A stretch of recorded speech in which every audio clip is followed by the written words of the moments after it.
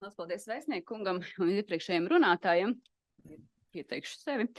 Thank you to Ambassador and previous speaker. Ambassador, head of KNAB, ladies and gentlemen, and everyone here gathered. We are gathered here before International Anti-Corruption Day. Riga Hotel, of course, was not a choice, a random choice, because in Riga or Riga talks are also something that associates with a pivoting moment in fighting corruption in Latvia. But that is not enough. That's not all. And Delna work, Transparency International Latvia, a group in Latvia did find this association, and then the founders had a feeling saying that for 5 years we'll have something to do and then we will go over to next challenges. But here we are 25 years later. We have participants. We are also part of Transparency International, which operates in more than 100 countries.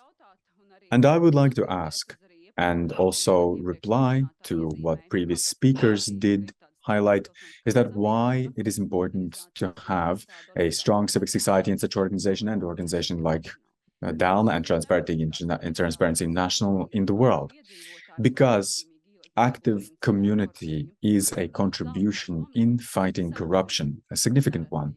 We are like dogs barking and watching over, supervising, and we need the community to retain the standards high and also strive to improve them, because everyday life sometimes is tiring. But then when we see what has been successful in our work, and also the previous speakers did mention such highlights, then we know that we need to continue our work.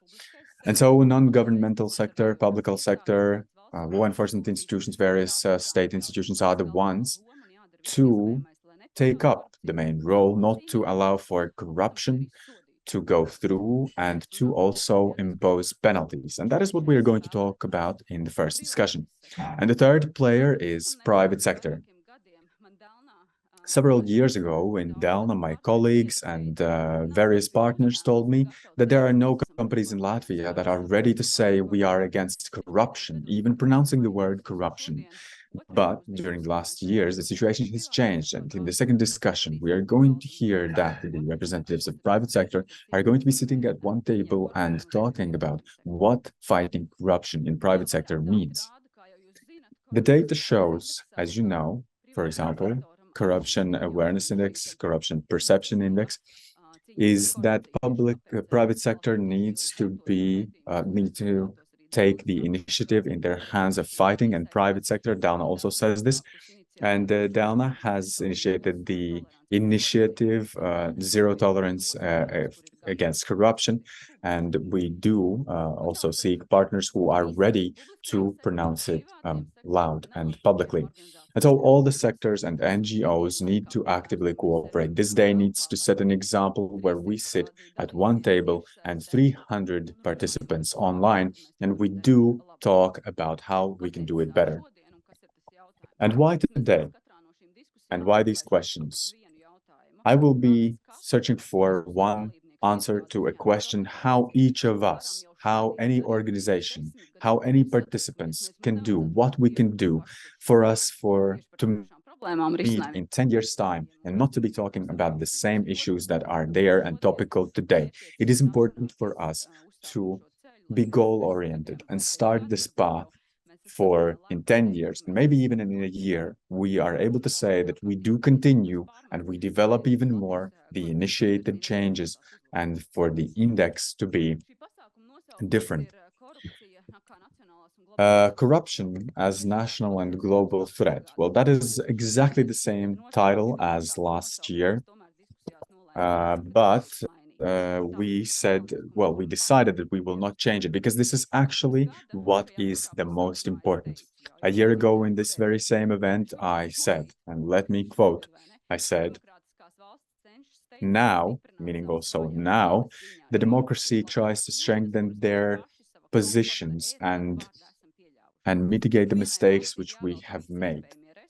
Every country needs to devote the resources to fight challenges imposed by the corruption, including Latvia. Currently, even now, still there's fighting, war in Ukraine, and this is the price which Western countries may have to pay for the material interests and comfort. This is what I said a year ago. And I think that without a lot of changes, I could repeat myself and say the same. And so the third block in our conference, and Oliver Bullo, investigative journalist and author from the UK, he's going to tell about his research and the results thereof.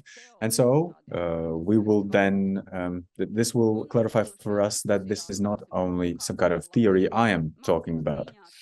So what are lessons of Latvia in fighting toxic neighboring countries and what other Western communities can learn from us? Well, sometimes we hear saying we are unsuccessful and we have done nothing, but let us look at what has been actually successful and what we can ask for other countries, for them to actually take our experience and use it right away as an advice and not go through it themselves. Are we going to find all the answers today? Well, let us see. But without further ado, then we can go to and start with fighting corruption, so to say. Well, actually, discussions and this conference. But once again, I would like to say, express gratitude to Embassy of the UK in Latvia, Treasury Department US, State Department US, and KPMG Latvia, and Corruption Prevention Combating Bureau